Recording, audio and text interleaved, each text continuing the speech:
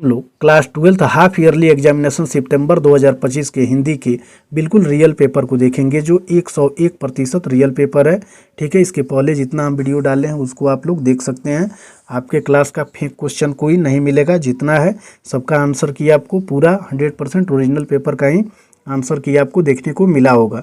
तो इसके बाद वाला वीडियो में हम पूरा आपको सब्जेक्टिव का आंसर करवा देंगे, और ये जितना क्वेश्चन इसमें आप लोग देख रहे हैं फाइनल एग्जाम के लिए भी बहुत इंपॉर्टेंट है। तो सभी प्रश्नों को आप लोगों को बिल्कुल रट जाना है, कंप्लीट कर लेना है। तो चलिए वीडियो को शुरू करते हैं।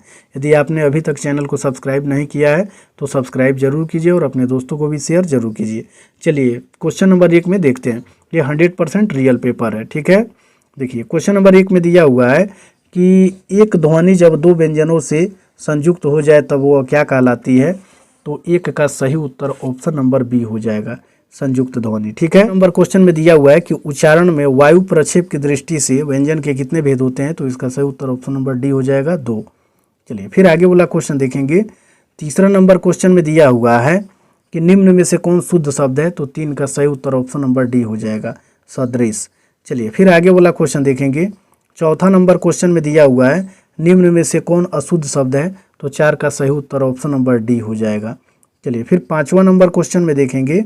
इसमें दिया हुआ है कि निम्न में से कौन इकारा उच्चारण चिन्ह है। तो इसका सही उत्तर हो जाएगा 5 का ऑप्शन नंबर ए। चलिए फिर आगे वाला क्वेश्चन देखेंगे। 6 नंबर क्वेश्चन में दिया हुआ है कि प्रशांत महासागर किस संज्ञा का उदाहरण है।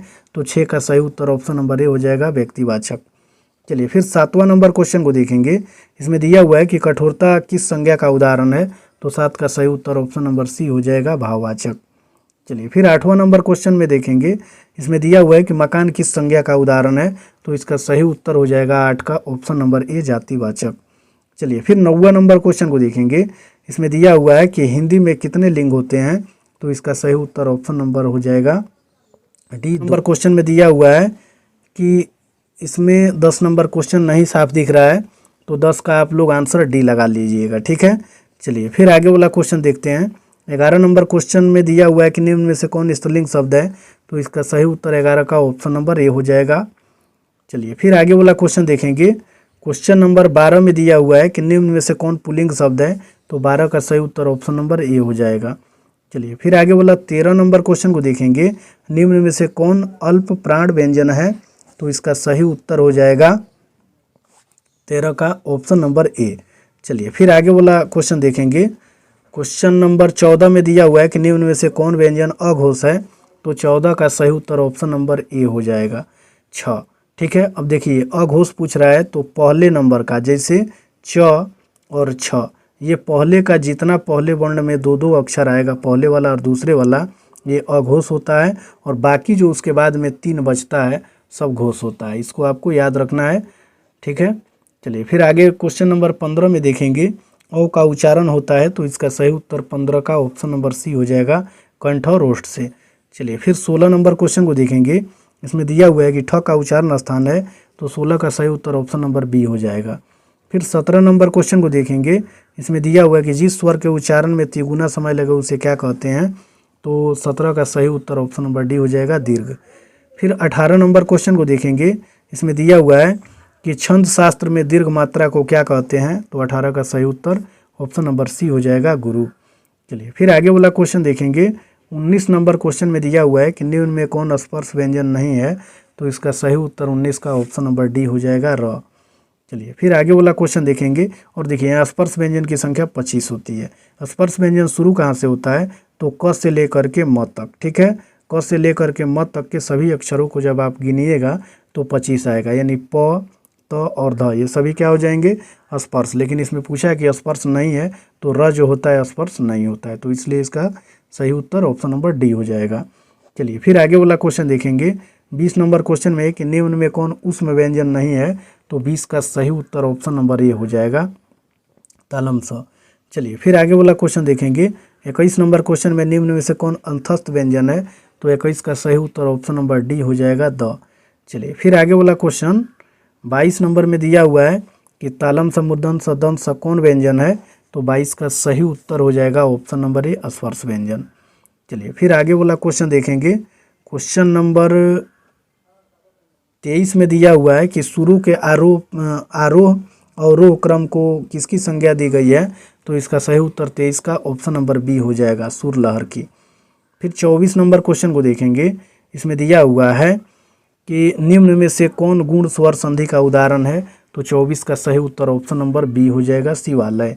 चलिए देखिए 25 नंबर क्वेश्चन में दिया हुआ है कि निम्न में से कौन वृद्धि स्वर संधि का उदाहरण है? तो 25 का सही उत्तर हो जाएगा ऑप्शन नंबर ए, सदैव। ठीक, इसमें दिया हुआ है कि उल्लास का संधि विच्छेद है, तो 26 का सही उत्तर ऑप्शन नंबर ए हो जाएगा, उत प्लस लास। चलिए फिर आगे वाला क्वेश्चन देखेंगे। क्वेश्चन नंबर 27 में दिया हुआ है, 27 नंबर क्वेश्चन में दुरात्मा का संधि विच्छेद है, तो इसका सही उत्तर हो जाएगा ऑप्शन नंबर सी, दु प्लस आत्मा। चलिए फिर आगे वाला क्वेश्चन देखेंगे। 28 नंबर क्वेश्चन में पूछा हुआ है हिंदी भाषा किस लिपि में लिखी जाती है? तो 28 का सही उत्तर ऑप्शन नंबर डी हो जाएगा, देवनागरी। चलिए फिर आगे वाला क्वेश्चन देखेंगे 29 नंबर में। इसमें दिया हुआ है किस लिपि को संसार की अन्य लिपियों की तुलना में अधिक वैज्ञानिक माना गया है? तो इसका सही उत्तर 29 का ऑप्शन नंबर डी हो जाएगा, देवनागरी को। और यहाँ आप देख रहे हैं ये बिल्कुल रियल पेपर है। चलिए फिर आगे वाला क्वेश्चन देखेंगे। 30 नंबर क्वेश्चन में आदत का बहुवचन रूप है, तो 30 का सही उत्तर ऑप्शन नंबर ए हो जाएगा, आदतें। 31 नंबर क्वेश्चन में पूछा हुआ था संज्ञा या सर्वनाम के जिस रूप से उनका क्रिया से संबंध सूचित हो उसे क्या कहते हैं? तो इसका सही उत्तर हो जाएगा 31 का ऑप्शन नंबर ए, कारक। इस संज्ञा और सर्वनाम तथा क्रिया का संबंध जिस शब्द से जाना जाता है उसे कारक ही कहा जाता है। चलिए, और कारक का भेद भी आपको याद रखना है, कितने होते हैं? 8 भेद होते हैं। चलिए फिर आगे वाला क्वेश्चन देखेंगे। 32 नंबर क्वेश्चन में रोशन घर से बाहर आया, यह किस कारक का उदाहरण है? तो 32 का सही उत्तर ऑप्शन नंबर सी हो जाएगा, आपादान। चलिए फिर आगे वाला क्वेश्चन देखेंगे। 33 नंबर क्वेश्चन में सड़क पर भीड़ है, यह किस कारक का उदाहरण है? तो इसका सही उत्तर हो जाएगा अधिकरण। में और पर जो होता है, वाक्य में पर दिख जाए या में, तो क्या होता है? अधिकरण। चलिए फिर आगे वाला क्वेश्चन देखेंगे। 34 नंबर क्वेश्चन में दरवाजे पर कोई खड़ा है, यह किस सर्वनाम का उदाहरण है? तो 34 का सही उत्तर ऑप्शन नंबर सी हो जाएगा, अनिश्चयवाचक। चलिए फिर आगे वाला क्वेश्चन देखेंगे। क्वेश्चन नंबर 35 में दिया हुआ है कि तुम क्या पढ़ रहे हो, किस सर्वनाम का उदाहरण है? तो इसका सही उत्तर हो जाएगा ऑप्शन नंबर ए, प्रश्नवाचक, क्योंकि इसमें क्या दिया हुआ है, प्रश्न पूछा जा रहा है, प्रश्नवाचक हो जाएगा। चलिए 36 नंबर क्वेश्चन में पूछा हुआ है मैं अपने आप चला जाऊंगा किस सर्वनाम का उदाहरण है? तो इसका सही उत्तर ऑप्शन नंबर बी हो जाएगा, निजवाचक, क्योंकि इसमें निजता का बोध हो रहा है कि मैं खुद ही अपने आप ही चला जाऊंगा, यानी स्वयं भी अगर आ जाए, ठीक है, तो वो भी क्या होता है? निजवाचक। चलिए फिर आगे वाला क्वेश्चन देखेंगे। क्वेश्चन नंबर 37 में दिया हुआ है वह अमेरिकी लड़की है, किस विशेषण का उदाहरण है? तो इसका सही उत्तर हो जाएगा 37 का ऑप्शन नंबर ए, सर्वनामिक। चलिए फिर आगे वाला क्वेश्चन देखेंगे। 38 नंबर क्वेश्चन में है सब दूध गिर गया किस विशेषण का उदाहरण है? तो 38 का सही उत्तर ऑप्शन नंबर डी हो जाएगा, अनिश्चित परिमाण बोधक। 39 नंबर क्वेश्चन में दिया हुआ है गोपाल पढ़ने में बहुत तेज है, किसका उदाहरण है या किसका उदाहरण है? 39 का सही उत्तर ऑप्शन नंबर बी हो जाएगा, तुलनात्मक का। चलिए फिर 40 नंबर क्वेश्चन को देखेंगे। 40 नंबर क्वेश्चन में दिया हुआ है कि गोपाल पढ़ने में बहुत तेज है, या किसका उदाहरण है? ये 39 ही है, ठीक है। 40 नंबर क्वेश्चन में है कि परमीला रो रही है, किस क्रिया का उदाहरण है? तो 40 का सही उत्तर हो जाएगा ऑप्शन नंबर बी, अकर्मक। चलिए फिर आगे वाला क्वेश्चन देखेंगे। 41 नंबर क्वेश्चन में पूछा हुआ है महेश पढ़कर खेलने गया किस काल क्रिया का उदाहरण है? तो 41 का सही उत्तर ऑप्शन नंबर ए हो जाएगा, पूर्वकालिक। फिर 42 नंबर क्वेश्चन को देखेंगे। इसमें पूछा हुआ है कि बारिश होती तो खेती अच्छी होती, किस काल का उदाहरण है? तो 42 का सही उत्तर ऑप्शन नंबर सी हो जाएगा, सामान्य भविष्य का। फिर 43 नंबर क्वेश्चन में देखेंगे।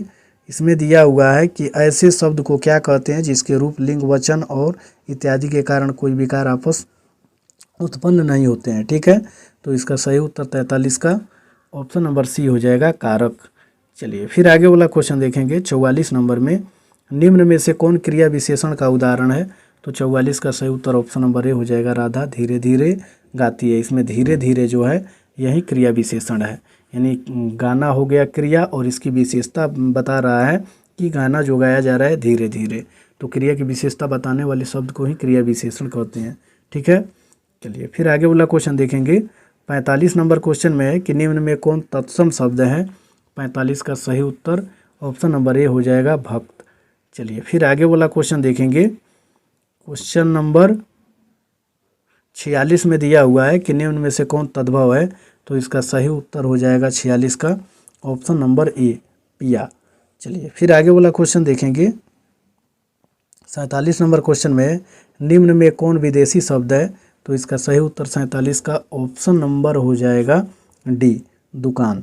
चलिए फिर आगे वाला क्वेश्चन 48 नंबर क्वेश्चन में निम्न में से कौन देशज शब्द है, तो इसका सही उत्तर हो जाएगा 48 का ऑप्शन नंबर बी खीर। खीर जो है देशज है। चलिए 49 नंबर क्वेश्चन में पूछा हुआ है निम्न में से कौन योग रूढ़ का शब्द का उदाहरण है, तो 49 का सही उत्तर ऑप्शन नंबर सी हो जाएगा योग रूढ़ का चक्रपाणी। चलिए फिर आगे वाला क्वेश्चन देखेंगे। क्वेश्चन नंबर 50 में दिया हुआ है परिचय शब्द में उपसर्ग है, तो इसका सही उत्तर उपसर्ग पूछ रहा है, तो इसमें परि हो जाएगा। क्या हो जाएगा? परि, क्योंकि शब्द के पहले ही होता है। क्वेश्चन में दिया हुआ है सुदूर शब्द में कौन उपसर्ग है, तो 51 का सही उत्तर ऑप्शन नंबर बी हो जाएगा सु। इनका आंसर आप लगा लीजिएगा। क्वेश्चन नंबर 53 का ऑप्शन नंबर सी। ठीक है, सी में दिया हुआ है कि बहकी या बेतुकी बातें करना। चलिए फिर आगे वाला क्वेश्चन देखेंगे। 54 नंबर क्वेश्चन में शयन का आगार वाक्य खंड के लिए एक शब्द है, तो 54 का सही उत्तर हो जाएगा ऑप्शन नंबर सी शयनागार। चलिए फिर आगे क्वेश्चन देखेंगे। 55 नंबर में निरामिष का विलोम शब्द है, तो इसका सही उत्तर 55 का ऑप्शन नंबर हो जाएगा। इसमें कोई दिया ही नहीं है, मांसाहारी होता है। क्या होता है? मांसाहारी होता है। ठीक है, चलिए फिर आगे वाला क्वेश्चन देखेंगे। क्वेश्चन नंबर 56 में दिया हुआ है इनका विलोम शब्द निकालना है। ठीक है, सकर्म का शायद दिया हुआ है, तो सकर्म का विलोम शब्द हो जाएगा 56 का ऑप्शन नंबर डी निष्कर्म। चलिए फिर आगे वाला क्वेश्चन 57 नंबर क्वेश्चन में मछली का पर्यायवाची शब्द है, तो 57 का सही में कौन चोर का पर्यायवाची शब्द नहीं है, तो 58 का सही उत्तर ऑप्शन नंबर बी हो जाएगा अर्णव। आगे वाला क्वेश्चन देखेंगे। 59 नंबर क्वेश्चन में है निम्न में से कौन शुद्ध वाक्य है, तो 59 का सही उत्तर ऑप्शन नंबर बी हो जाएगा वह कुशाग्र बुद्धि है।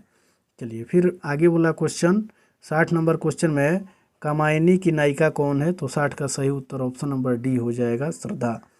61 नंबर क्वेश्चन में दिया हुआ है जयशंकर प्रसाद की कौन रचना अपूर्ण है, तो 61 का सही उत्तर ऑप्शन नंबर सी हो जाएगा छाया। फिर 62 नंबर क्वेश्चन को देखेंगे।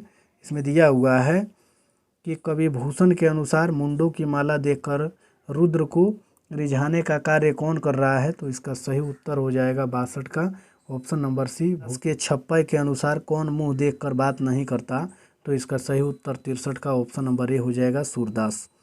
फिर 64 नंबर क्वेश्चन को देखेंगे।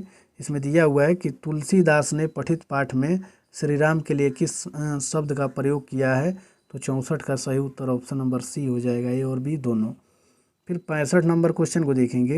इसमें दिया हुआ है कि सूरदास के अनुसार निम्न में से कौन सा आनंद तीनों लोक में नहीं है, तो 65 का सही उत्तर ऑप्शन नंबर सी हो जाएगा जो आनंद गोपी राधा ले रही है। ठीक है, चलिए फिर आगे वाला क्वेश्चन 66 नंबर क्वेश्चन में भूषण के पिता का नाम क्या था, तो इसका सही उत्तर 66 का ऑप्शन नंबर सी हो जाएगा रत्नाकर त्रिपाठी। चलिए फिर आगे वाला क्वेश्चन देखेंगे। 67 नंबर क्वेश्चन में है नाभादास कैसे भक्त थे, तो 67 का सही उत्तर ऑप्शन नंबर हो जाएगा ए। चलिए फिर आगे वाला नंबर क्वेश्चन में है कि सूरदास रचित पद में नंद के गोद में कौन खा रहा है, इसका right answer option number C हो जाएगा, ए और बी दोनों। चलिए फिर आगे वाला क्वेश्चन 70 नंबर क्वेश्चन में है कवि जायसी के अनुसार फूल के नष्ट होने पर भी खुशबू रह जाती है, ठीक उसी प्रकार जगते हैं जायसी के न रहने पर भी क्या रहेगा, तो 70 का सही उत्तर ऑप्शन नंबर सी हो जाएगा। चलिए फिर आगे वाला क्वेश्चन नंबर 71 में है कि तुमुल कोलाहल कला शीर्षक पाठ के रचनाकार हैं, तो 71 का राइट आंसर ऑप्शन नंबर ए हो जाएगा जयशंकर प्रसाद। फिर आगे वाला क्वेश्चन देखेंगे 72 नंबर में कड़बक शीर्षक पाठ के रचनाकार हैं, तो 72 का right answer option number D हो जाएगा मलिक मोहम्मद जायसी। 73 नंबर क्वेश्चन में दिया हुआ है ओ सदानीरा शीर्षक पाठ के अनुसार किनकी प्रस्थान की कथा बिखरी पड़ी है, तो इसका सही उत्तर हो जाएगा 73 का ऑप्शन नंबर ए। ठीक है, धांगड़ों की। चलिए फिर आगे वाला क्वेश्चन 74 नंबर क्वेश्चन में दिया हुआ है। 74 नंबर क्वेश्चन में, मैं व्यक्ति प्रेम को विशेष रूप से मानने वाला था, परंतु अब इस भावना का मेरे हृदय और मस्तिष्क में कोई विशेष स्थान नहीं रहा। यह कथन किसकी है? तो 74 का सही उत्तर ऑप्शन नंबर बी हो जाएगा, भगत सिंह का। चलिए फिर 75 नंबर क्वेश्चन में देखेंगे, दिया हुआ है कि अमोलवा गांव में किसकी तूती बोलती थी? तो इसका सही उत्तर हो जाएगा एमएन साहब की। ठीक है, दो अशोक स्तंभ कहाँ पर ध्वस्त पड़े हैं, जिनमें से एक सिंह और दूसरे पर बैल है? तो 76 का सही उत्तर हो जाएगा ऑप्शन नंबर बी, रामपुरवा। ठीक है, चलिए 77 नंबर क्वेश्चन में है, भगत सिंह और सुखदेव आपस में कैसा रिश्ता था? यानी भगत सिंह और सुखदेव का आपस में कैसा रिश्ता था? तो 77 का सही उत्तर ऑप्शन नंबर बी हो जाएगा, मित्रता का। 78 नंबर क्वेश्चन में है, ओ सदा नीरज शीर्षक पाठ की विधा है? तो 78 का right answer option number B हो जाएगा, कहानी। फिर आगे वाला क्वेश्चन देखेंगे, 79 नंबर क्वेश्चन में है, बातचीत शीर्षक पाठ के रचनाकार कौन है? तो इसका सही उत्तर option number A, Balkrishna Bhatt हो जाएगा। और लास्ट क्वेश्चन 80 नंबर में है, 80 नंबर क्वेश्चन में, अछूत समस्या किसकी कृति है? तो 80 का सही उत्तर ऑप्शन नंबर बी हो जाएगा, सुखदेव की। और इसमें जितना क्वेश्चन हम लोग देखे हैं 100% रियल पेपर है, सब आंसर सही है। और इसके बाद वाला वीडियो में हम पूरा सब्जेक्टिव का आंसर अपलोड कर देंगे, तो चैनल को सब्सक्राइब जरूर कर लीजिए।